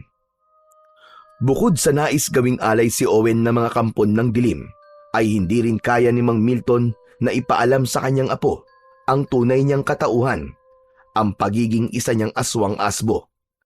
Lalong hindi rin niya gustong isalin sa bata ang kanyang pagiging aswang, dahil alam niya kung ano ang hirap na maaaring pagdaanan. Nawawala ang kapayapaan, nagiging alipin ng kasamaan, at laging may ligalig ang buhay. Ilan lamang yon sa ayaw niyang maranasan at mangyari sa kanyang apo, kaya kahit napakasakit sa kanya, ay pinili niyang ilayo na lang si Owen, sapagkat ang hangad niya para sa bata ay isang normal at tahimik na buhay. Mula nang tumira si Owen sa bahay ampunan, ay wala siyang ibang iniisip kundi ang kanyang lolo Milton. May mga pagkakataon na umiikot siya sa kabuang paligid ng ampunan, nagmamasid at inaalam ang lugar na maaari niyang daanan. Sadyang hindi mapalagay si Owen, ang nais niya'y makatakas doon upang bumalik sa kanyang lolo. Samantala, naging palaisipan naman kay Aling Sebia ang mga ikinikilos ni Mang Milton, ang madalas nitong pagiging balisa at ang pagkakaroon ng mga taong pumupunta sa bahay nito na dati naman ay walang dumadalaw.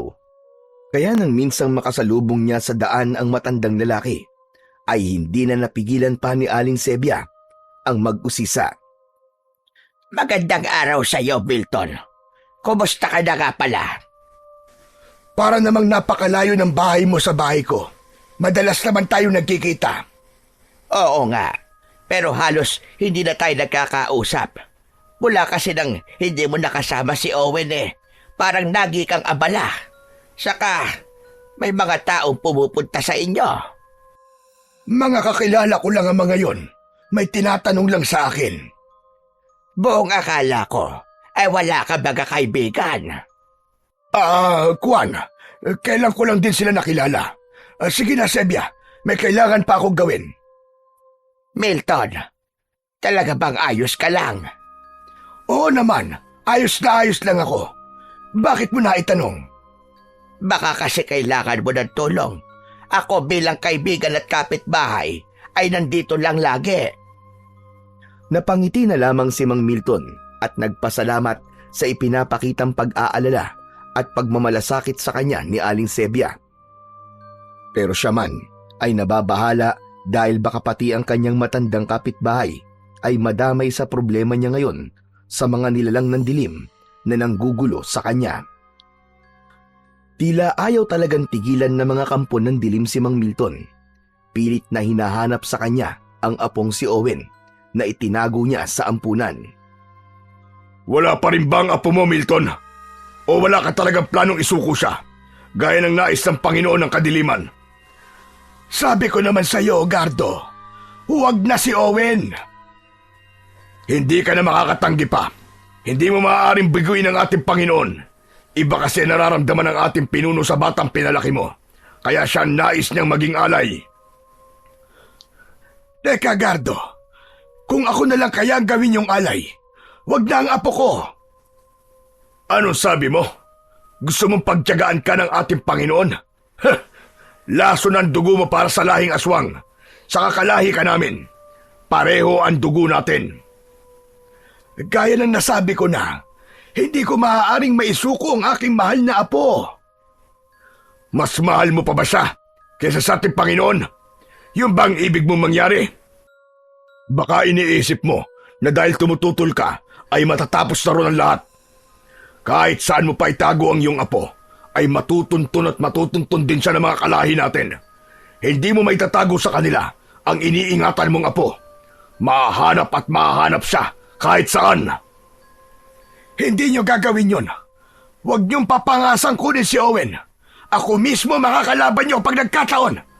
Kahit magkauri tayo, kaya ko kayong harapin para sa kaligtasan ng aking apo. Masyado mo siyang pinoprotektahan. Pero tignan na lang natin kung hanggang saan na magagawa mo.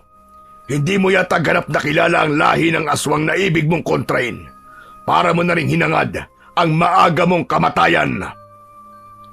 Sa ampunan, kung saan iniwan at itinago ni Mang Milton si Owen, para sa kanya ay ligtas na lugar yun para sa apo, lalo na't ang ampunan ay katabi ng isang simbahan. Pero madalas ay hindi kagad nakakatulog sa gabi ang bata. Maraming gumugulo sa isipan niya. Kapag nakakatulog naman si Owen, ay nagkakaroon ng panaginip na dati hindi niya napapanaginipan nung naroon pa siya sa bahay ng kanyang lolo Milton. Parang totoong-totoo. Nanaginip na naman ako. Ilang beses na ako nananaginip ng ganun. May mga gustong pumatay kay Lolo Milton ko. Mga kakaibang halimaw. Mga aswang na ayaw siyang tigilan. Ayoko may masamang mangyari sa Lolo Milton ko. Hindi ko siya pwedeng pabayaan. Hindi ako naniniwala sa mga sinasabi niya na ayaw niya na sa akin. Hindi totoo yun, nagsisinungaling lang siya. Sabi niya pabigat ako. Hindi totoo yun. Alam kong mahal na mahal ako ni Lolo Milton. Sigurado ako na may dahilan kung bakit niya ako dinala rito sa ampunan na to. Lumapit ang isang tauhan sa ampunan nang makitang nakaupo sa kanyang kama si Owen at gising pa ang bata. Hindi ka pa natutulog, Owen? Hindi pwede magpuyat. Nakatulog na po ko, kaya lang nagising po ko kasi po nanaginip po ko. Ganun ba? Kung ano man yun na panaginipan mo, hindi yun totoo. At kung nakakatakot yun, kailangan mo lang gawin ay mag-pray ka para hindi ka na ulit managinip na masama. O sige na, mag-pray ka na muna at bumalik ka na sa pagtulog, ha? Opo. Tumalikod na ang tauhan ng ampunan. Naniniwala si Owen na kailangan niya ang magdasal, pero hindi lang para sa masama niyang panaginip, kundi para din sa kaligtasan ng kanyang lolo Milton. Subalit pakiwari niya ay hindi lang basta panaginip yon tungkol sa kanyang lolo, kundi posibleng may katotohanan na nasa panaginip nito. Hindi na dinalaw pa ng pagkakaantok si Owen ng gabing yon, sapagkat tulog na rin ang halos lahat ng mga tauhan sa ampunan, pati ang mga katulad niyang bata na naroon. Nagpasya itong bumaba sa kanyang kama. Marahan ang bawat pagakbang patungo sa pinto. Ibig lumabas ni Owen, at kung magkakaroon siya ng pagkakataon, ay tatakas na rin siya. Sa paglabas ni Owen, ay gano'n na lang ang kanyang pagtataka nang makarinig siya ng kakaibang ingay mula sa labas ng gate ng ampunan. Kakaiba ang mga ingay na yon. Nagdulot yon ng kilabot sa bata. Nais ni Owen na alamin ang pinagmulan ng ingay, kaya sumilip siya sa labas ng gate ng ampunan. May maliit na butas doon na maaaring makita ang sinumang nasa labas. Ganun na lamang ang gulat at agad na kinalibutan si Owen nang makita ang ilang halimaw na nasa harapan ng gate na tila naghihintay ng pagkakataon upang makapasok sa loob. Naku po, hindi ako maaaring magkamali. Mga aswang na nasa labas nitong ampunan. Bakit may aswang na nakarating dito? Hala, anong gagawin ko? Kung gigisingin ko ang mga tauhan dito sa ampunan, baka kung anong mangyari sa kanila. Pero hindi dapat makapasok sa loob ang mga aswang. Kaya lang, anong gagawin ko? Paano ko haharapin ang mga nakakatakot na aswang na to? Umaatungal at naghihintay ng pagkakataon ang mga halimaw kung paano makakapasok sa loob ng ampunan. Subalit, bago pa sila makagawa ng paraan, ay may isa pang aswang ang dumating. Galit ito at planong atakihin ang dalawang aswang na kanina pa nag-aabang sa may gate ng ampunan. Mukhang hindi nila kakampi yung dumating na aswang. Kitang-kita ni Owen nang sugurin ng bagong dating na aswang ang dalawang kauri nito na nag-aabang sa gate ng ampunan. Nagpambuno sila, isa laban sa dalawa, subalit mas agresibo at palaban ang nag-iisang aswang. Pangil sa pangil, kuko sa kuko ang kanilang paglalaban. Bumangga pa sa pader na yari sa bakal ang mga nagpapambunong aswang. Malakas ang kalabog na halos masira ang gate na bakal. Kapwa sugatan ang mga halimaw, ang kanilang laway ay nagkalat at tumutulo na tila pagod na sila sa kanilang naging sagupaan. Subalit isa man ay ayaw magpaawat. Patay kung patay, tila yun ang nais nilang mangyari. Kilabot naman ang nararamdaman ni Owen habang nakasilip siya sa isang butas at pinapanood ang sagupaan ng mga halimaw. Wala pa rin gustong magpatalo at umurong. Hanggang sa isang malakas na ingay ang narinig ng nagpapambunong mga aswang. Tunog yun ng kampana ng simbahan, hudyat na mag-uumaga na. Kapwa na pahinto sa kanilang engkwentro ang mga halimaw. Napatingala sila sa kalawakan, kasunod ay nagkanya-kanya na ng takbo patungo sa kadiliman. Walang sino man ang nanalo sa labang yon, subalit isang bagay ang tiyak, kapwa sila may mga sugat. Ganap nang kinain ng kadiliman ang mga halimaw na kanina lamang ay nais magpatayan. Tanging si Owen lamang ang nakasaksi ng mga pangyayaring yon. Hindi na rin yun ipinaalam pa ng bata sa mga taga-ampunan. Saka hindi niya tiyak kung paniniwalaan ang mga sasabihin niya tungkol sa mga aswang na nakita niya. Samantala, nagngingit-ngit naman si Gardo habang hinuhugasan ng kakaibang uri ng langis ang mga sugat sa kanyang katawan. Isa siya sa mga aswang na naroon sa may gate ng ampunan, sapagkat gaya ng kanyang sinabi ay matutunto nila ang kinaroroonan ng apo ni Mang Milton. Hindi nga siya nagkamali. Agad nilang nalaman ang lugar na pinag-iwanan sa bata. Sa bahay ampunang yun, naroon nga ang apo ni Milton. Ang batang kailangan namin makuha para maging alay sa aming Panginoon. Kaya lamang, napurnada dahil sa pakikialam ng isang aswang na kauri din namin. At hindi ako maaaring magkamali na si Milton ang aswang na yon. Siya ang umadlang upang hindi kami magtagumpay na makuha ang bata. Pero hindi pa kami tapos. May iba pang pagkakataon. Ang mahalaga ay tsak na namin kung nasaan ang bata. Kaya babalikan na lamang namin siya. At sa pagbabalik namin ay dapat matiyak na namin na makukuha na namin ang apo ni Milton. Sa lugar ni Mang Milton ay muntik na siyang mapamura nang biglang sumulpot sa likuran niya at nagsalita si Aling Sebia. Ano ka ba naman, Sebia? Nanggugulat ka naman. Ikaw naman hindi ka pa nasanay sa akin, Milton. Patagal na akong ganire na bigla na labang sumusulpot. Pero dapat ay bumubusina ka naman. Nako! At gusto mo pa yata akong gawing kotse na kailangan bumusina pa. Ayoko lang na nagugulat ako. Paano na lang kung may hawak akong itak tapos ginulat mo ko? Baka natagpas ko ang leg mo. Oy, grabe ka naman dyan. Hindi mo naman magagawa yun, ali. Kaya wag mo nang uulitin ang panggugulat sa akin. Teka, ano ba nangyari sa'yo at may mga sugat ka, Milton? Kanino ka bang nakipag-away, ha? Pwede ba, Sebia? Huwag ka na lang magtanong. Lahat na lang ipinakikialaman mo. Milton, nag-aalala lang naman ako sa'yo. Hayalat mo kang malalim ang mga sugat mo. Mamaya niyan kumapano ka. Gusto mo ba tulungan kitang gamutin ang mga yan? Hindi na. Okay na ako, Sebia. Kaya ko na ito.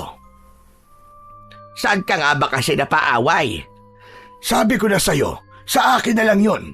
Saka wag mo na akong alalahanin. Ayos lang ako. Hindi ko ikakamatay ang mga sugat na ito.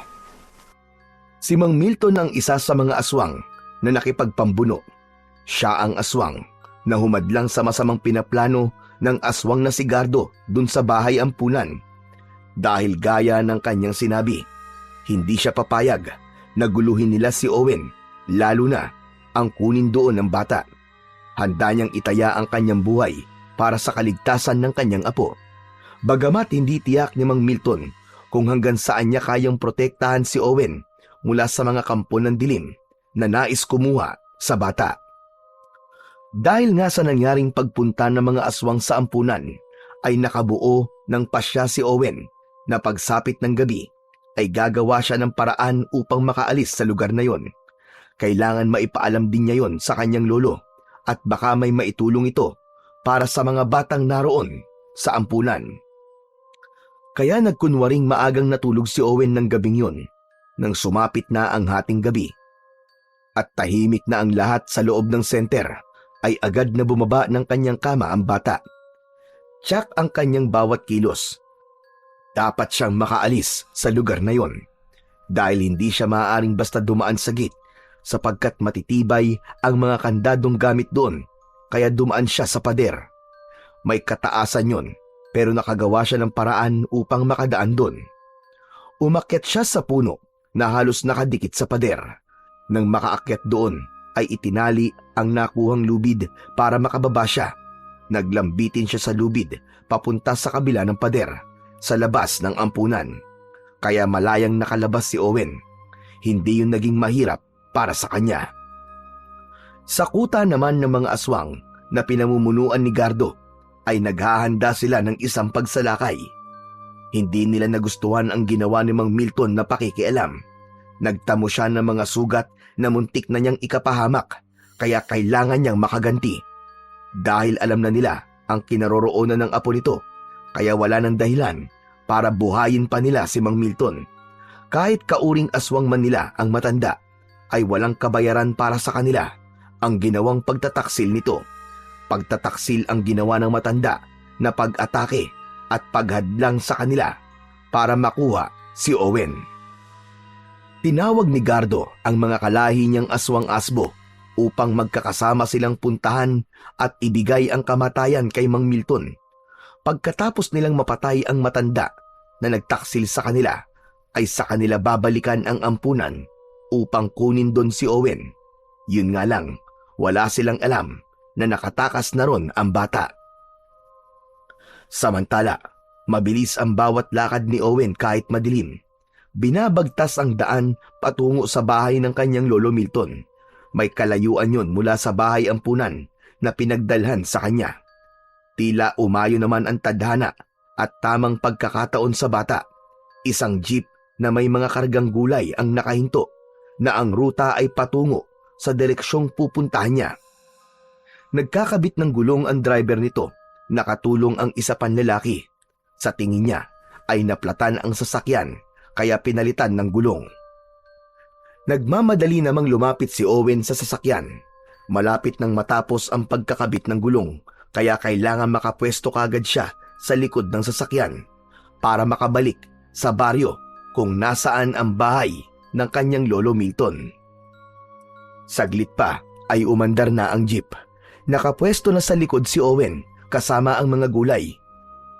Walang lingon-lingon ang dalawang lalaking nakaupo sa unahan ng sasakyan kaya hindi nila alam na may ibang pasahero na silang sakay. Patungo sa baryo na kinalakihan ni Owen ang sasakyan hanggang sa huminto ito sa lugar na malapit sa isang sementeryo. Tapat yon ng isang tindahan. Maaaring hanggang doon na lang ang jeep. Nang bumaba ang dalawang lalaki, ay mabilis ding bumaba ang bata. Lalakarin na lamang ni Owen ang pagpunta sa bahay ng kanyang lolo Milton dahil malapit na yon. Napadaan siya sa tapat ng isang sementeryo. Nang nasa tapat na siya ng sementeryo, ay hindi niya maipaliwanag na biglang bumigat ang kanyang mga paa. Hala, ano nangyayari? Ba't ganun? Parang ang hirap iakbang ng mga paa ko. Mabigat ikilos. Pilit na inaangat ni Owen ang kanyang dalawang paa, kaya lamang tila may humihila dito at hirap siyang iakbang. Ang bigat! Ang bigat ng mga paa ko! Subalit nanlaban si Owen. Pilit niyang nilabanan ang pamimigat ng kanyang paa. Hanggang sa maya-maya pa ay nawala yon. Nang maramdaman ng bata na wala na ang pamimigat ng kanyang mga paa, ay kumaripas na lamang ito ng takbo na tila nagtatayuan ng buhok sa kanyang katawan. Ang pangyayaring yon na naranasan ng bata ay merong nais ipahiwatig sa kanya. Samantala, sa lugar ni Mang Milton ay nagising siya sa ingay ng mga kakaibang tahol ng mga aso. Umaalulong ang mga yon.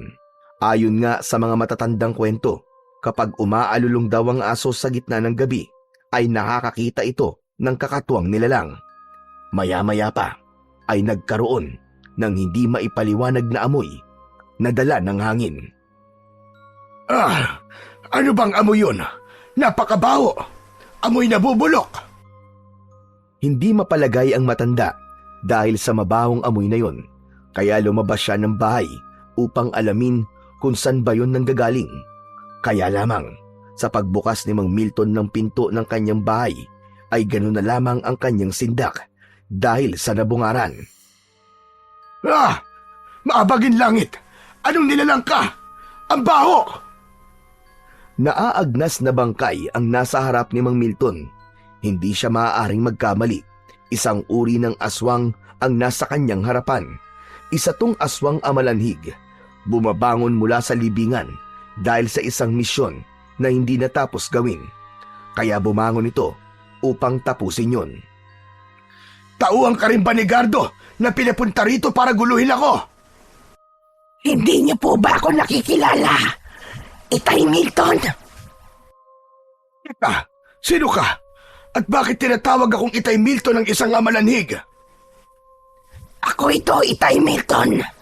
Ang anak niyo. Ano ba sinasabi mo? Wala akong anak. Sandali. Clara? Ikaw ba yan, Clara? Opo, Itay Milton. Ako nga ito. Si Clara. Ibig mo sabihin naging isa kang amalanhig. Ibig sabihin, isa kang aswang. Opo, Itay Milton. Isang lihim na aking itinago sa inyo na nakamatayan ko na. Dahil ang nais ko'y iwan na rin ang ganong uri ng pagkatao. Subalit hindi madali. Pero pilit kong pinaglalabanan para sa aking katahimikan. Teka, bakit ka nagbalik? Anong dahilan? Para sa anak ko. Kailangan niya ang tulong ko ngayon, Itay Milton. Dapat ko rin maipasa sa kanyang taglay kong bertud na nasa loob ng aking katawan. Kailangan maibigay ko sa kanya para magkaroon na ako ng kapayapaan upang tuluyan na ako makatawid sa lugar na gusto kong puntahan na ikatatahimik ng aking kaluluwa. Teka, Clara. Ano bang bertud at sinasabi mo? Mula sa naaagnas na katawan ay may dinukot si Clara sa loob ng katawan niya. Ito, Itay Milton. Ang puting batong ito, ang bertod na tinutukoy ko. Mutya ng punong banaba. Makatutulong ito sa aking anak, lalo na kung may mga kampon ng kadiliman na nanggugulo sa kanya. Tama ka. Ginugulo nga ako ng mga masasamang aswang at nadamay si Owen. Sadyang madadamay siya. Dahil anak ko si Owen, kaya di ako magtataka. Nangangarim ng kampon ng dilim na maging alay ang aking anak. Tama, Clara. Ganun nga ang nais mangyari ng mga kampon ng kadiliman. Kunin mo na ito, Itay Milton, para sa iyong kaligtasan. Ang bertud din ito, ang dahilan kung bakit nagawa kong labanan ang pagiging aswang ko. Kaya namuhay ako nang hindi ko ginamit ang kasamaan dulot ng aking pagiging aswang. Kunin mo na ito, Itay Milton. Sa tingin ko, ikaw ang masigit na nangangailangan nito para sa kaligtasan ng aking anak. Hinuha ni Mang Milton ang puting bato na sinasabing bertud. Pagkakuha ng matandang lalaki ay tumalikod na si Clara at lumakad ito papalayo. Habang naglalakad ito ay unti-unting nalalaglag ang mga bahagi ng nabubulok na laman ni Clara hanggang sa tuluyang maubos ito at tila nalusaw. Wala na ang amalanhig na si Clara nang mula sa likuran ni Mang Milton ay may humawak sa braso niya. Napapitlag sa pagkakagulat ang matandang lalaki. Ganun na lamang ang pagtataka nang makita niya kung sino ang humawak sa kanyang braso. Owen, apo! Lolo, para po kayo nakakita ng multo ah. Anong ginagawa mo ritong bata ka? Abay, paano ka napunta rito? Lolo, ayoko na po dun sa ampunan. Dito na lang po ako. Nako, ikaw talaga! Tumakas ka, no? Lo, dito na lang po ako sa inyo. Mas gusto ko po kayong kasama, Lo. Siya nga pala, kanina, may nakita ka bang kausap ko?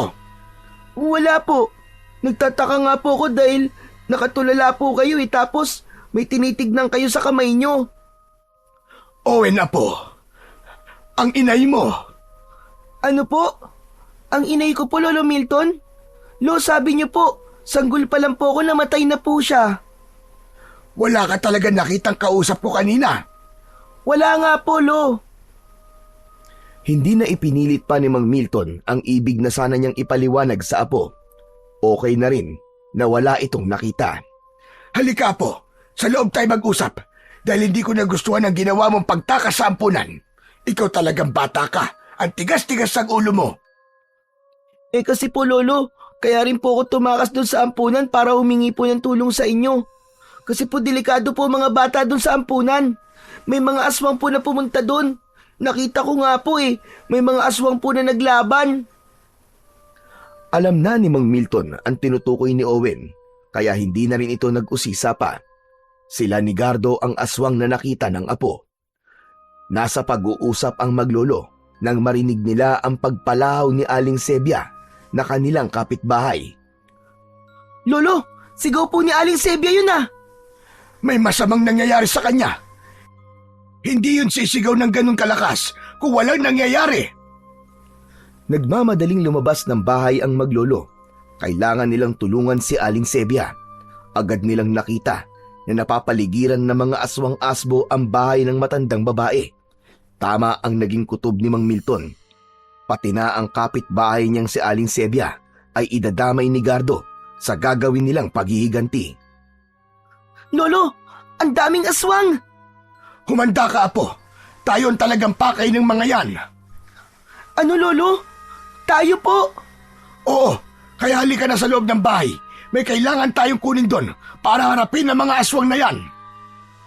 Nauna na si Mang Milton na nagmamadaling lumakad patungo sa kanilang bahay. Nakasunod naman si Owen na nasa isip pa rin ang pagtataka. Kinuha ni Mang Milton ang itak niya na ginagamit sa pagkatay sa mga palakang bukid, samantalang ang ibinigay naman niya kay Owen ay ang buntot ng pagi. Apo, alam mo ba na gamitin ito? Opo, Lolo. Kaya ko pong gamitin ang buntot ng pagi. Humanda ka at bago tayo lumabas ng bahay, kunin mo ang puting batong ito. Ano po ito? Candy po ba ito? Higit pa sa candy yan, Apo. Sige na, isubo mo na. Kailangan mo yan, Apo. Lalo na't kailangan nating harapin ang mga aswang. Isubo mo na, bilisan mo. Walang nagawa si Owen dahil sa pagmamadali, kundi ang isubo ang puting bato na isang bertud. Taglay nito ang mutya ng Banaba, ayon sa nanay ng bata na bumangon mula sa libingan. Naubo na tila nasamid pa si Owen pagkalunok sa puting bato. Handa ka na ba, Apo? Kailangan na nating harapin ang mga aswang para matigil na sila sa kanilang pananakot at panggugulo sa atin. Lumabas na ng bahay ang maglolo. Nakahanda na silang harapin ang mga aswang asbo na nanggugulo at nais kumuha kay Owen. Lubayan niyo si Sebia! Mga anak kayo ng Teting! Huwag niyo siyang idamay! Kami ng apo ko ang harapin niyo! Nandito kami! Lolo Milton, nakita na po tayo ng mga aswang. Mga kaapo, tsak nasusugod ang mga yan. Kaya humanda ka. Ano mang makikita mo at mga mangyayari, huwag na huwag ka magpapaapekto. Ang misyon natin ay harapin ang mga aswang na yan at talunin. Naiintindihan mo ba ako? Opo, Lolo. Naiintindihan ko po ang mga sinabi niyo. Bago pa umatake ang mga aswang na naroon sa harap ng bahay ni Aling Sebia, ay biglang nagkaroon ng pagbabago sa itsura ni Mang Milton at naging aswang ito. Subalit ang lamang niya ay may hawak siyang sandata na matalas na gulok upang mas maging madali ang pagharap sa mga kalaban. Dahil naman sa ipinalunok na puting bato ni Mang Milton kay Owen na isang uri ng bertud at taglay na mutya, ay nagbago rin ang anyo ng bata. Isang batang aswang na may hawak na buntot ng pagi. Ang maglolong aswang ay handa nang humarap sa mga masasamang aswang na pinamumunuan ni Gardo. Ang aswang na ang hatid ay kasamaan at kamatayan, samantalang ang misyon naman ng mga aswang na sina Mang Milton at Owen ay upang tapusin ang paghahari ng masasamang aswang. Nagsimula lang ang umatake ang masasamang uri ng aswang. Nagtalikuran pa ang maglolo upang protektahan nila ang bawat isa. Sa bawat pagsugod ng mga halimaw ay matinding pinsala ang mapapala nila mula sa matalas na itak ni Mang Milton. Humihiwa naman at lumilikha ng sugat sa katawan ng mapinsalang aswang ang bawat pagwasiwas ni Owen sa kanyang sandata na buntot ng pagi. Sige! Lumapit pa kayo mga damotres kayo para matikman niyo ang inyong kamatayan! O ano, mga pangit na aswang! Lumapit kayo dito! Sige, lapit pa! Para maramdaman niyo ang sakit ng hagupit ng buntot ng pagi ko! Gardo! Nasaan na ang kayabangan niyo? Naduduwag na ba kayo? Kahit kailan, taksil ka, Milton. Hindi ka dapat naging kauri namin. Ama ka, taksil nga ako. Dahil matagal ko nang itinakwil ang lahi na pagiging masamang aswang. Kaya hindi ko papayagang magpatuloy pa ang kasamaan niyo. Ginawa mo pa talagang kakampi ang alaga mong bata. Dahil hindi ko papayagang maging katulad niyo siya. Lalo nang gawin siyang alay para lamang lumakas pa kayo. Hindi yun mangyayari. Lolo, tapusin na po natin ang aswang na yan. Alam kong isa po siya sa aswang na nagpunta sa ampunan. Tama ka, bata. Isa nga ako ron. Kaya magpasalamat ka at hindi ka namin nakuha ron. E di sana, naging alay ka na sa aming Panginoon. Hindi mangyayari yun. Pangit! Tama na ang satsat. Kailangan wakasan na ang kasamaan nyo at paghahasik ng lagim, Gardo. Magkasamang umatake ang maglolo. Napakabilis ng mga pangyayari. Hindi na yun naiwasan pa ni Gardo. Bumaon sa katawan niya ang matalas na itak na hawak ni Mang Milton. Nakita yun ng ibang mga aswang na nais tumulong. Subalit sila naman ang hinarap ni Owen. Buong lakas at bilis niyang iwinasiwas sa ere ang kanyang hawak na buntot ng pagi. Humahagupit yun sa katawan ng mga natatamaang aswang at napapasigaw sa bawat latay na tumatama sa kanilang balat. Masyado kayo makukulit ha! Ang papangit yung mga aswang kayo! Ayaw nyo pa talagang tumigil. Kaya tikman nyo ang hagupit ng buntot ng pagi ko. Heto pa! Wari naglalaro na lamang si Owen at tuwang-tuwa sa paggamit ng buntot ng pagi na lumalatay sa katawan ng mga halimaw. Tagumpay naman si Mang Milton na gapiin si Gardo. Nakahandusay na ito at tila habol ang hininga. Totoo, naaawa kong makita kang nahihirapan, Gardo. Pero hindi na dapat binubuhay pa ang isang masamang nilalang na kagaya mo. Maawa ka, Milton. Bigyan mo pa ako ng pagkakataong mabuhay. At pangako, anumang kakayahan ko, ipapasa ko sa'yo. Ikaw na mangunguna sa mga aswang. Magiging sunod-sunuran ako sa'yo. Huwag mo na akong linlangin, Gardo. Kilalang-kilala na kita. Alam ko ang pagiging traidor mo.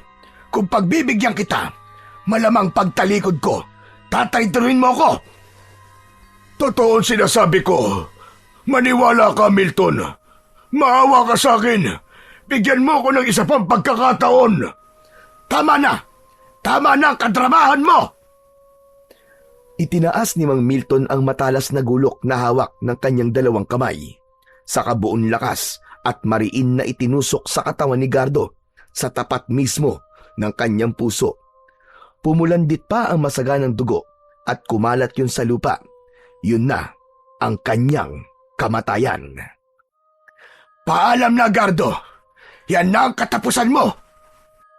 Sa pagkamatay ng kampon ng dilim ay biglang may lumukob na itim na usok sa lugar na kinaroroonan ng mga namatay na aswang.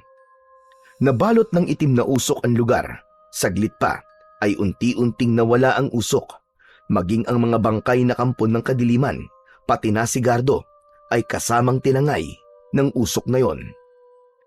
Maaaring kagagawan yon ng Panginoon ng kadiliman.